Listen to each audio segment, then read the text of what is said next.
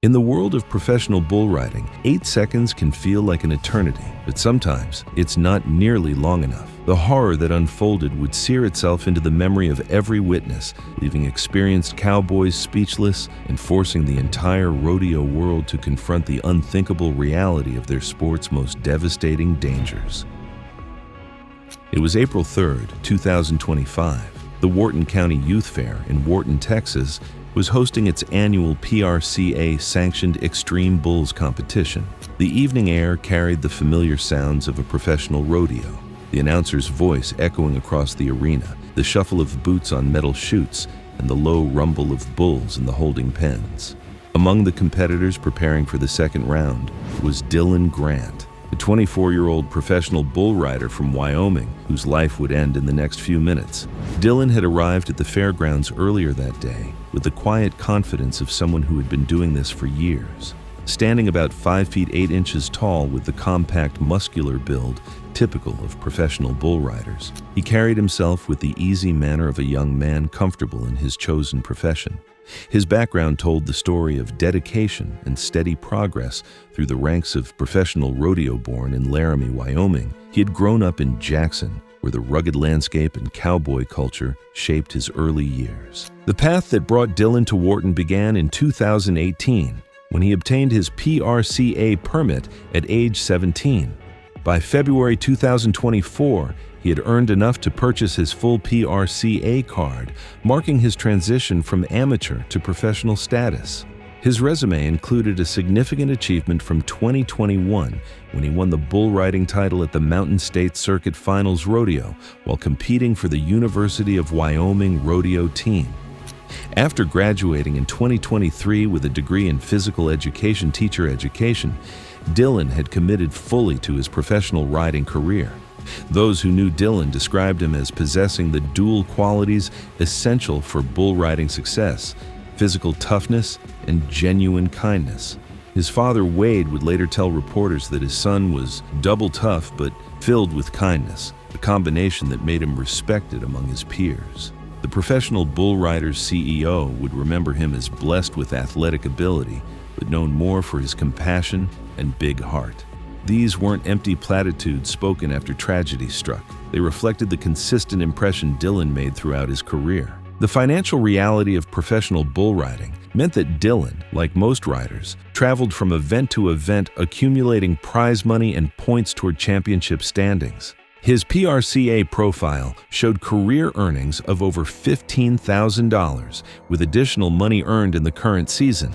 For a 24-year-old building his professional reputation, these numbers represented steady progress in an extremely competitive field. The Wharton County Youth Fair represented exactly the kind of event where young professionals like Dylan could advance their careers. PRCA-sanctioned competitions offered legitimate prize money and points toward national standings, while the Extreme Bulls format focused specifically on the most challenging aspects of the sport. The bulls selected for these events were chosen for their bucking ability and unpredictability, creating the high-stakes environment that separated amateur riders from professionals. Dylan's family had supported his rodeo career from the beginning. His father, Wade, understood the risks inherent in bull riding, but recognized his son's passion and talent. His mother, Tiffany, and brother, Derek, formed the close family unit that provided emotional support for the demanding lifestyle of a traveling professional athlete. The Grant family represented the backbone of support that enables young people to pursue dangerous but meaningful careers in professional sports. The arena setup at Wharton followed standard PRCA protocols for bull riding events. Medical personnel were positioned with direct access to the competition area, and an ambulance was staged within the facility for immediate response to injuries. The presence of qualified medical staff and rapid transport capability represented the sport's evolution toward better safety practices, though the fundamental dangers of bull riding remained unchanged. As the second round began, Dylan prepared for his ride with the methodical routine he had developed over years of competition. The process of getting ready involved checking equipment, reviewing the characteristics of his assigned bull, and mentally preparing for the 8-second ride that would determine his score. Fellow competitors and event staff noted nothing unusual about Dylan's demeanor or preparation. He appeared focused and confident as he approached the chutes. The bull Dylan drew for his second-round ride was part of the carefully selected stock that made Extreme Bulls events particularly challenging. These animals were chosen for their ability to buck off even experienced riders, creating the spectacular and dangerous competition that defined professional bull riding. The specific bull's bucking pattern and temperament were factors Dylan would have studied, though the unpredictable nature of these animals meant that preparation could only go so far. When Dylan climbed onto the chute rails and positioned himself above the bull, he was following a routine he had performed hundreds of times. The process of wrapping the bull rope around his riding hand, adjusting his position, and signaling his readiness represented the culmination of years of training and experience. Event officials confirmed that all safety protocols were in place and that medical personnel were ready to respond if needed. The gate opened, and Dylan's final ride began. For the first several seconds, he maintained his position on the bull's back as the animal executed the violent bucking and spinning motions designed to dislodge any rider. Spectators and judges watched what appeared to be a competitive ride developing, with Dylan demonstrating the balance and technique that had carried him through his professional career. At approximately 5 to 6 seconds into the 8-second ride, Dylan lost his grip and was thrown from the bull's back. The dismount itself was not unusual. Even the best riders are bucked off regularly, and the protective equipment and arena design are intended to minimize injury from falls. Dylan hit the arena dirt hard, but initially appeared to be following the standard protocol for a bucked-off rider. What happened next transformed a routine buck-off into a fatal accident. The bull, still in an aggressive state after completing its bucking sequence, located Dylan on the ground and stepped directly onto him. According to Dylan's father, Wade, who provided the most specific public account of the injury mechanism, the bull's hoof struck Dylan's neck area. The impact occurred with the full weight of an animal weighing nearly 2,000 pounds, creating forces that human anatomy cannot withstand. The step lasted only seconds, but the damage was immediate and catastrophic. Dylan's neck and upper spine absorbed the crushing force of the bull's hoof, causing injuries that would prove fatal. Despite the rapid medical response that followed, the arena's medical team, positioned for exactly this type of emergency, moved toward Dylan within seconds of the impact. Dylan remained conscious immediately after the injury, though he was unable to move normally or speak clearly. The medical personnel who reached him first found him alert but showing obvious signs of severe trauma. Their initial assessment revealed the critical nature of his injuries, and they immediately began stabilization procedures designed to prevent further damage during transport. As soon as medics recognized the severity of his injuries, they initiated a trauma alert and requested an air medical unit, which typically takes 10 to 15 minutes to reach rural Texas fairgrounds. The decision to transport Dylan by helicopter rather than ground ambulance reflected the severity of his condition and the distance to the nearest trauma center capable of handling such injuries. Memorial Hermann Texas Medical Center in Houston,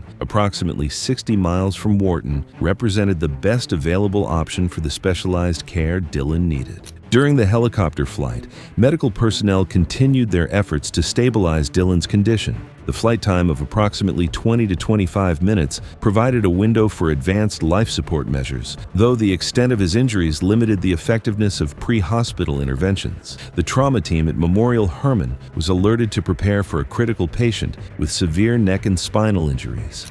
Upon arrival at the hospital, Dylan was immediately taken to the trauma bay, where surgeons and specialists began their assessment. Advanced imaging revealed the full extent of the damage to his cervical spine and associated structures. Despite the rapid response and the availability of sophisticated medical technology, the injuries proved beyond the ability of modern medicine to repair. The medical team at Memorial Hermann worked for several hours, attempting to stabilize Dylan's condition and address the multiple injuries caused by the bull's step. However, the damage to critical structures in his neck and upper spine was too extensive to overcome. The combination of spinal cord injury, vascular damage, and associated trauma created a medical situation that could not be reversed. Dylan Grant died at Memorial Hermann Texas Medical Center from the injuries he sustained when the bull stepped on his neck during the Wharton County Youth Fair competition. The official cause of death was related to the traumatic injuries to his cervical spine and associated structures, though specific medical details were not released publicly out of respect for the family's privacy.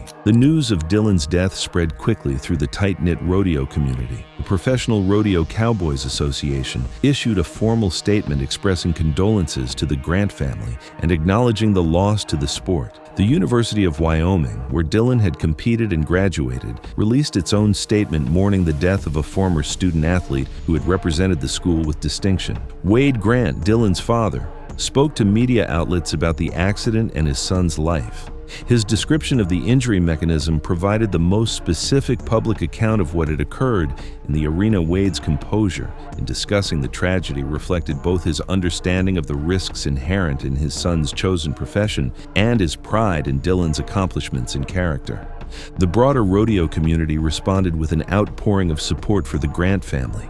Fellow competitors, event organizers, and fans shared memories of Dylan and expressed their grief at the loss of such a young and promising rider. The Professional Bull Riders organization, through its chief executive officer, issued a tribute recognizing both Dylan's athletic achievements and his reputation as a person of character and kindness. The Wharton County Youth Fair, where the tragedy occurred, also issued a statement expressing condolences to Dylan's family and acknowledging the impact of the accident on everyone present. The fair's organizers emphasized their commitment to safety while recognizing that some risks in bull riding cannot be eliminated entirely. Dylan's death highlighted the ongoing dangers faced by professional bull riders despite improvements in safety equipment and medical protocols. Modern protective vests, helmets, and other gear have reduced many types of injuries, but the fundamental risk of catastrophic trauma from contact with a 2,000-pound animal remains an inherent part of the sport. The accident also demonstrated both the strengths and limitations of current emergency response procedures in professional rodeo. The rapid response by on-site medical personnel, the immediate transport to a trauma center, and the availability of helicopter evacuation all functioned as designed. However, even with optimal medical care, some injuries prove fatal regardless of the speed and quality of the response. For Dylan's family, the tragedy represented the loss of a son,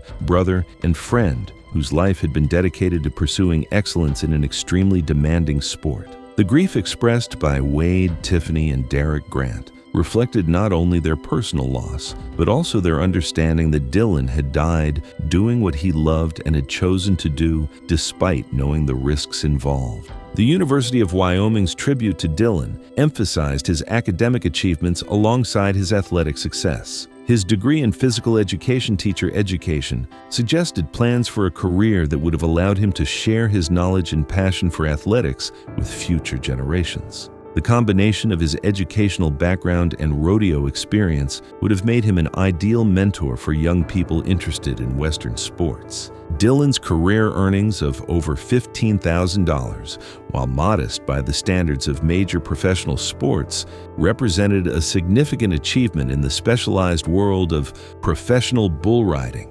These earnings reflected not just prize money, but also the respect of his peers and the recognition of his skill by event organizers and stock contractors throughout the professional rodeo circuit. The timing of Dylan's death, occurring during what should have been the prime years of his professional career, added to the tragedy. At 24, he had reached the level of skill and experience that typically marks the beginning of a rider's most successful period. His recent purchase of a full PRCA card indicated his commitment to competing at the highest levels of the sport. The specific circumstances of Dylan's death, being stepped on by a bull after a seemingly routine buck-off, illustrated the unpredictable nature of the dangers faced by bull riders. While much attention in rodeo safety focuses on the initial contact between rider and bull, this accident demonstrated that the period immediately after a ride can be equally dangerous. The response of the rodeo community to Dylan's death reflected the close relationships that develop among people who share the risks and rewards of professional competition.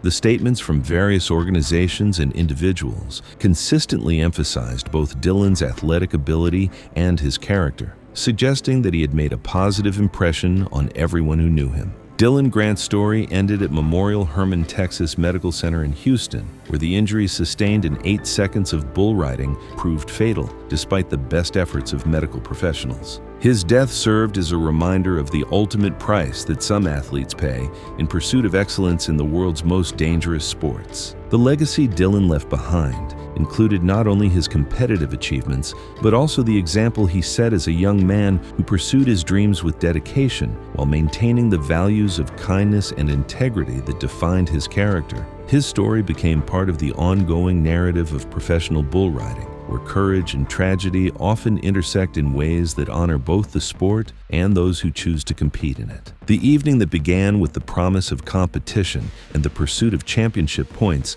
ended with a community in mourning and a family forever changed. The arena lights that had illuminated Dylan's final ride would continue to shine on future competitions, but they would never again light the path for a young cowboy whose journey ended far too soon.